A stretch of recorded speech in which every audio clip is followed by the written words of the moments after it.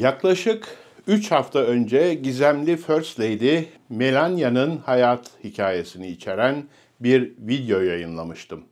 Yorumlarda birçok izleyici Melania Trump'ın görünümünün doğal olup olmadığını, estetik ameliyat için bıçak altına yatıp yatmadığını sorguluyordu.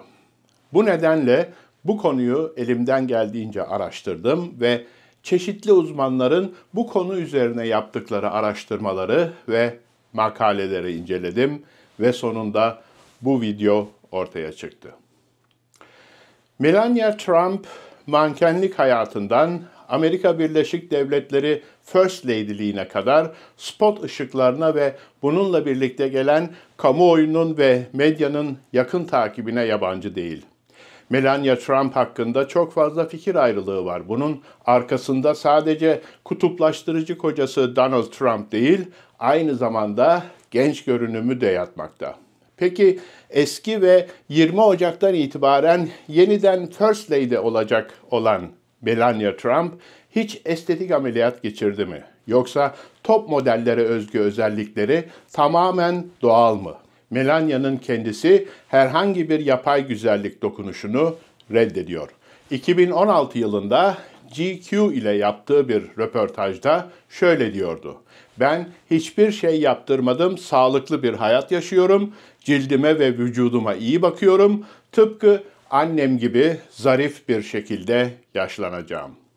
Eski modelin yüz ifadeleri 90'lı yıllarla kıyaslandığında oldukça sınırlı görünüyor. Peki gerçekten kendisi estetik ameliyat yaptırdı mı? Bu videoda Melania Trump'ın yüzündeki bu dönüşümü inceleyeceğiz. Olası estetik operasyonlarının tahmini maliyetlerini videonun sonunda vereceğim. Bu nedenle videonun tamamını izlemeyi ihmal etmeyin.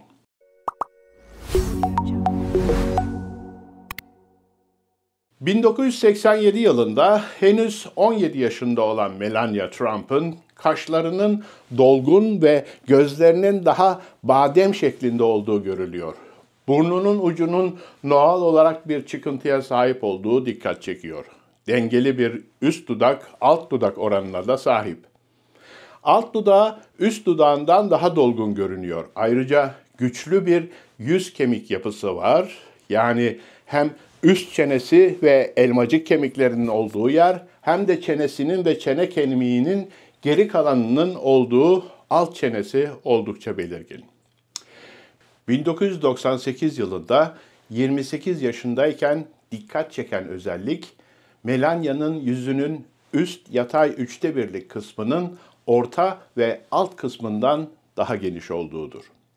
Alnının saç çizgisinin ortasında belirgin bir V şekli oluşturan genetik bir özellik olan bir dul tepesi var.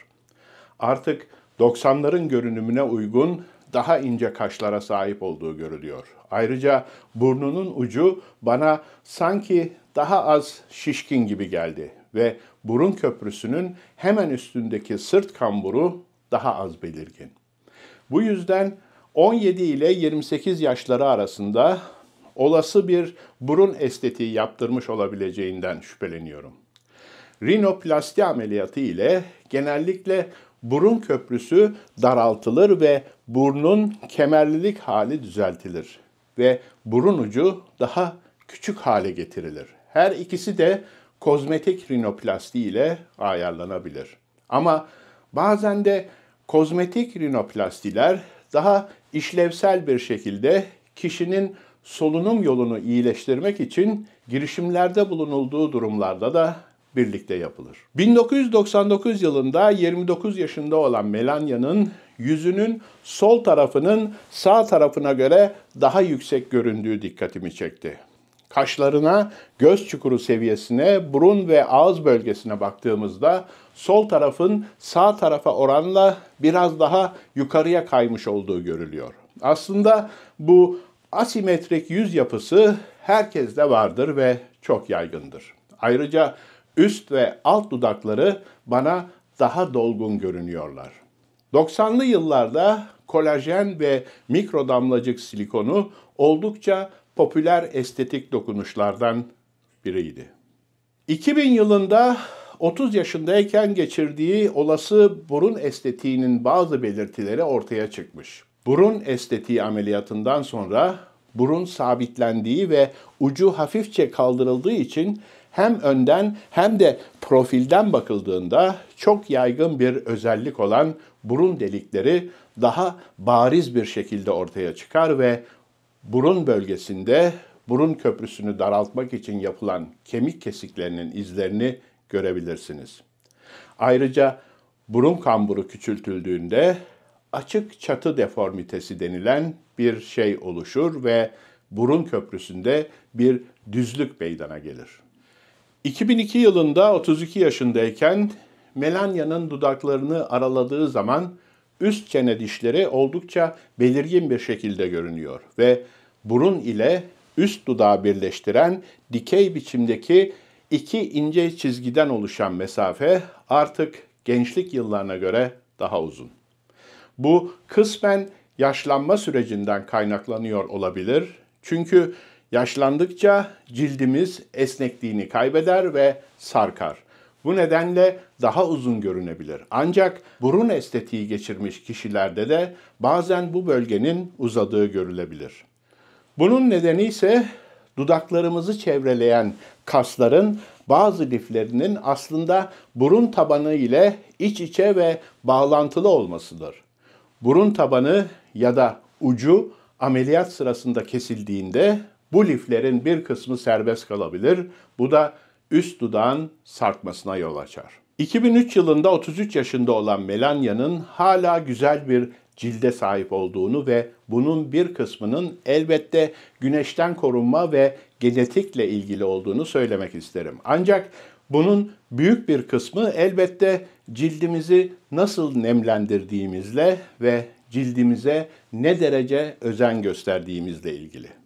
2004 yılında 34 yaşındayken dikkatimi çeken şey Melania'nın yanaklarının daha dolgun görünmesi.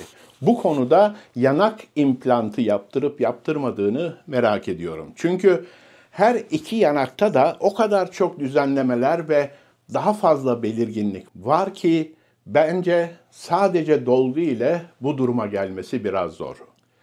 Bu yüzden belki de zaten dolgun olan elmacık kemiklerini büyütmek için yanak implantları taktırmıştır. Alternatif olarak bazıları yanaklarına dolgu maddesi yerleştirir ve bazıları da bu bölgeyi daha da belirginleştirmek için yanaklarına yağ transferi yaptırır. 2005'te ve 2006'da Melania'nın yüzünde hiçbir dikkat çekici değişiklik görmüyorum. 2007 yılında 37 yaşındayken Melania'nın gözleri daha kısık görünmeye başlıyor ve bu onun yüzünün daha karakteristik bir özelliği haline geliyor. Bunun birçok nedeni olabilir ve bu videoda bunlardan birkaçı hakkında sadece spekülasyon yapıyorum.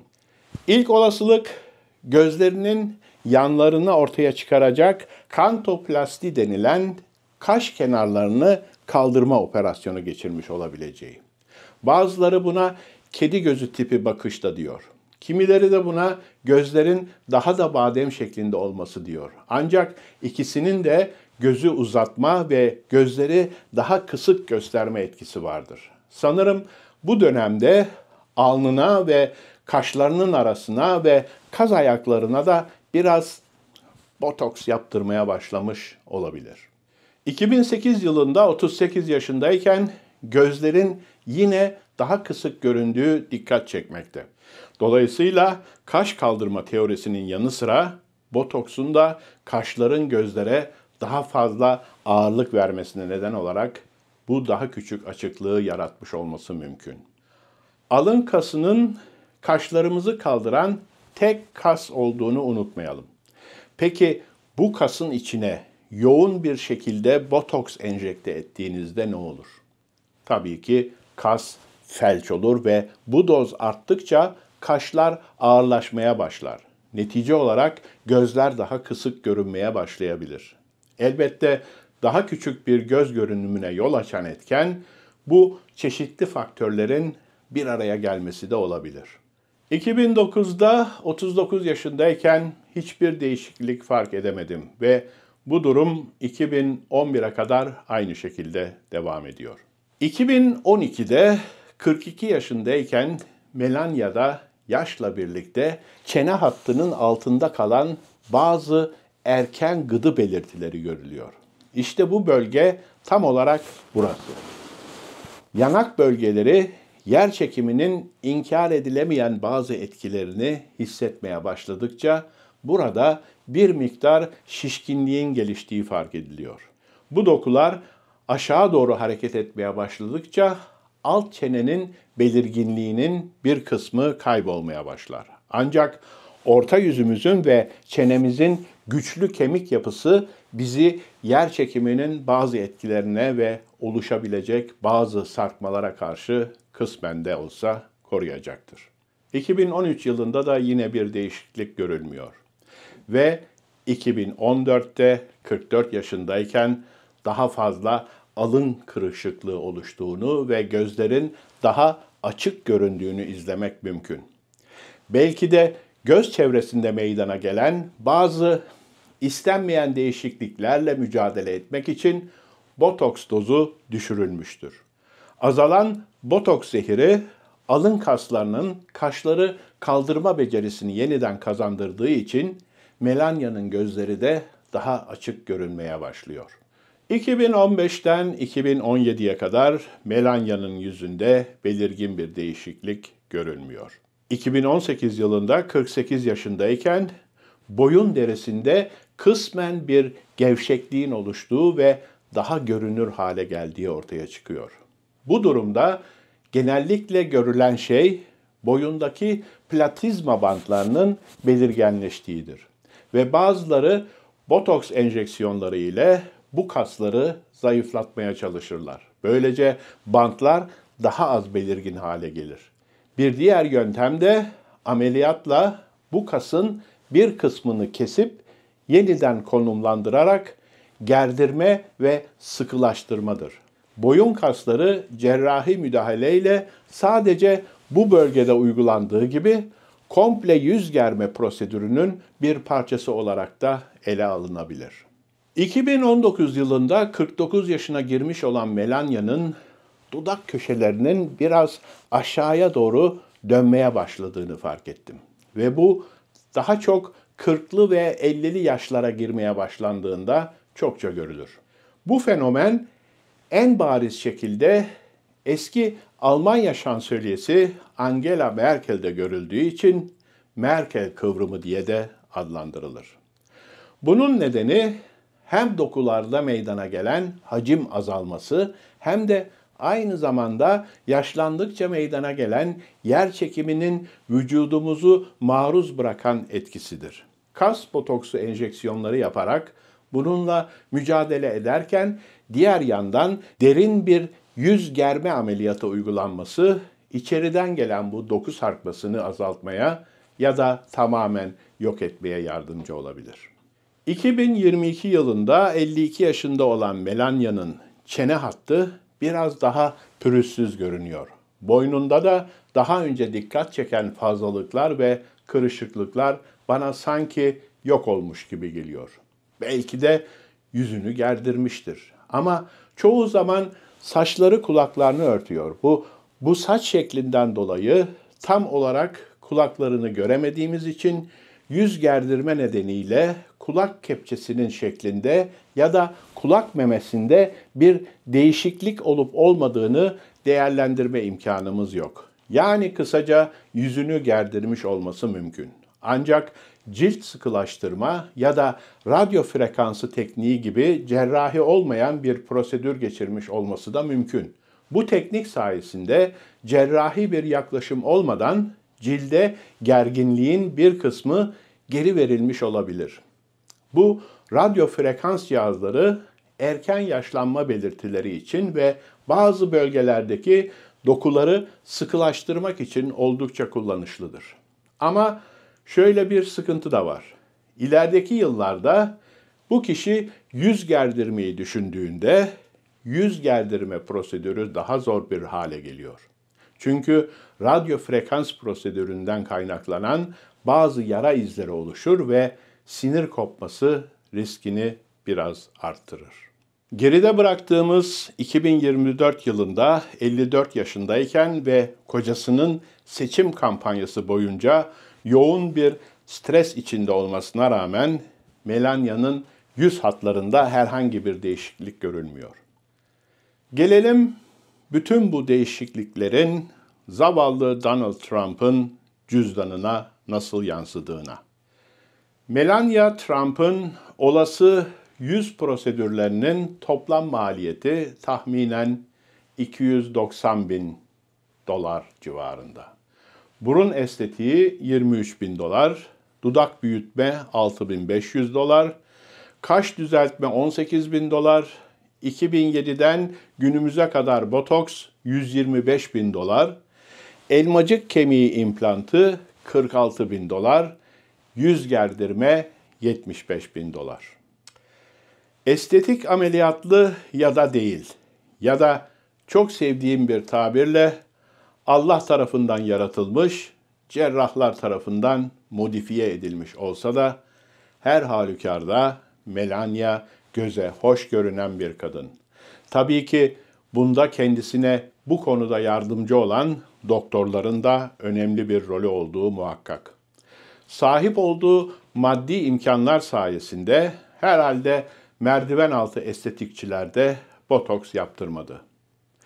Melania belki de ölçüyü kaçırmadan estetik değişiklikler yaptırdığı için göze hoş görünüyor. Bazı zenginler ve ünlüler arasında bu tür ameliyatlarda kantarın topuzunu kaçıranlar da var. İşte size bunlardan bazı örnekler. Önceki halleri mi daha iyiydi yoksa sonraki halleri mi? Karar sizin.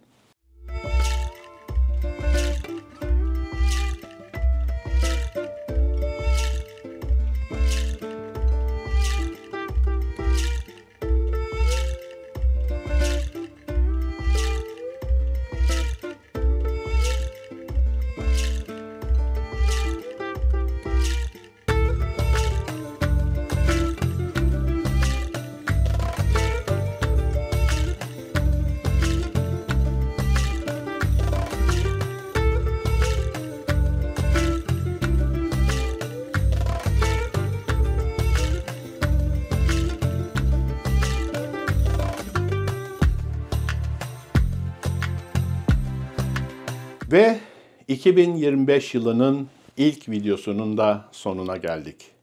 Umarım hoşunuza gitmiştir. Melania Trump'ın dönüşümü hakkında siz ne düşünüyorsunuz? Görünüşü tamamen doğal mı yoksa yıllar içinde estetik ameliyatlardan biraz yardım mı aldı? Aşağıdaki yorumlarda düşüncelerinizi benimle paylaşın. Ayrıca kanalıma hala abone değilseniz abone olmayı, iletişim ayarlarını açmayı ve beğen tuşuna tıklamayı da ihmal etmeyin. Bir sonraki videoda tekrar buluşmak dileğiyle, hoşça kalın.